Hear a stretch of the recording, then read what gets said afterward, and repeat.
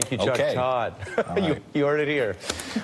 We begin with the most important story in politics tonight, and I have to tell you, it's also the most important story in national security right now. You are looking at the array there, the top 6 intelligence agency leaders united right now with a message that I guess they couldn't help it, a message that undercuts Donald Trump's own claims all year about Russia.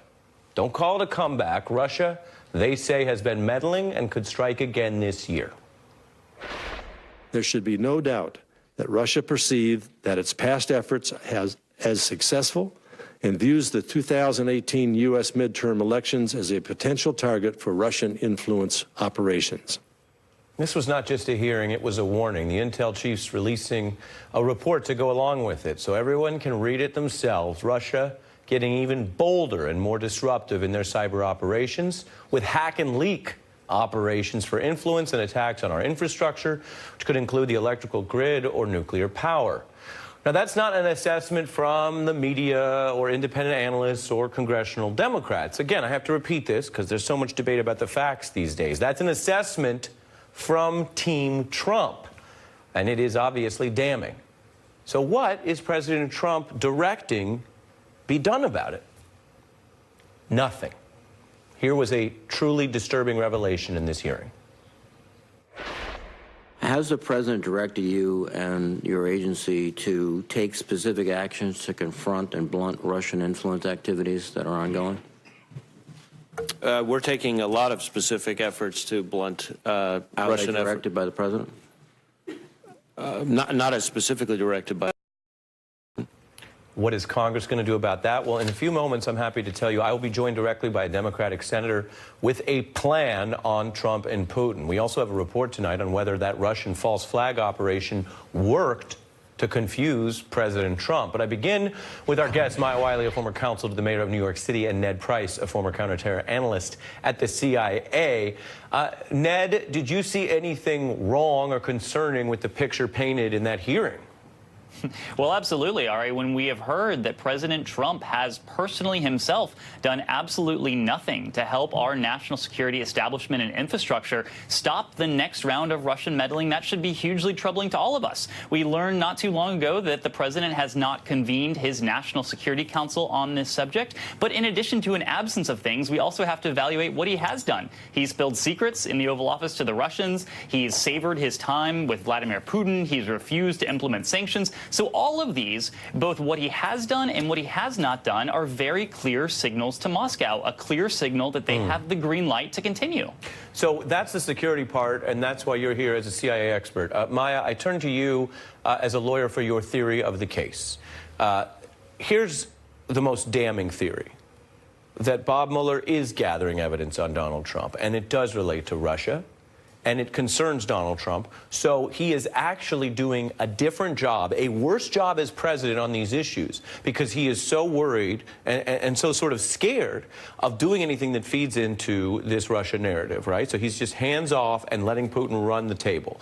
The alternate theory of the case that I want your analysis of is that Donald Trump didn't do anything wrong. Nothing's been found. Certainly nothing's been released on him from the Mueller probe so far. But he now has a personal ego problem with directing even his own folks who say there's a Russia issue to do anything about it, because he just worries it will feed a perception, not a reality, that the Russians helped him or had a big impact in 2016, and he doesn't want them to get the credit. And so it comes from a place of looking guilty but not being guilty. Analyze those two theories of the case for us.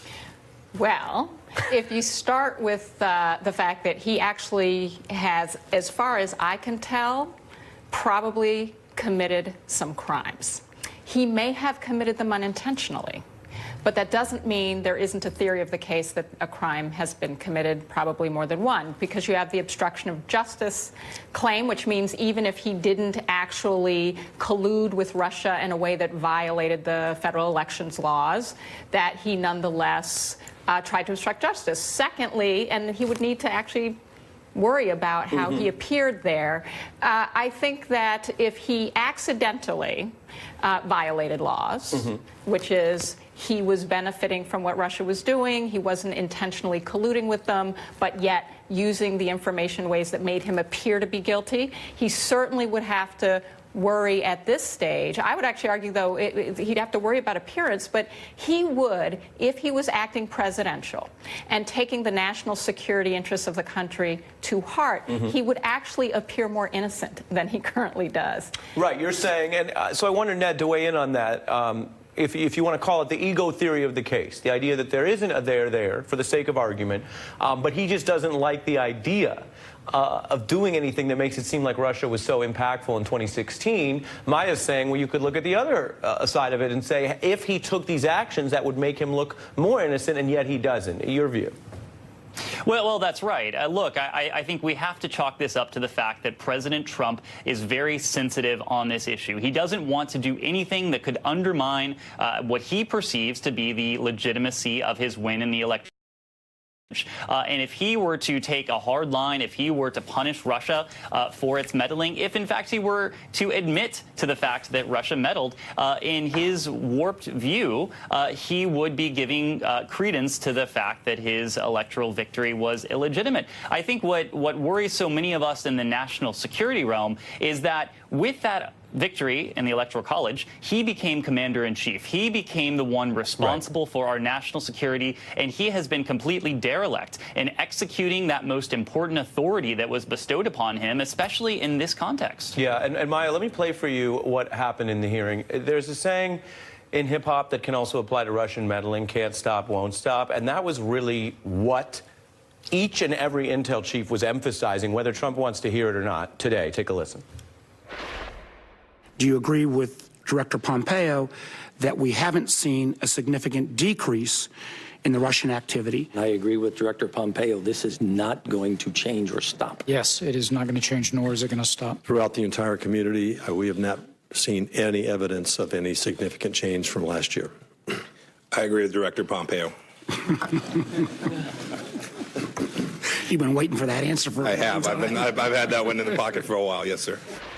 It's not going to change. It's not going to stop. It is a little bit of a congressional giggle because these are long hearings and it goes on and on and on, and it's almost funny to them that we all obviously agree. The problem, I submit to you, is if the president were the last person being questioned on that row, would he say can't stop, won't stop? Would he say Russians are coming out, or would he continue to undermine this intel? Well, what he's actually done throughout his presidency is undermine the intel. I mean, there's nothing actually new with this national security community saying, we got a problem with Russia.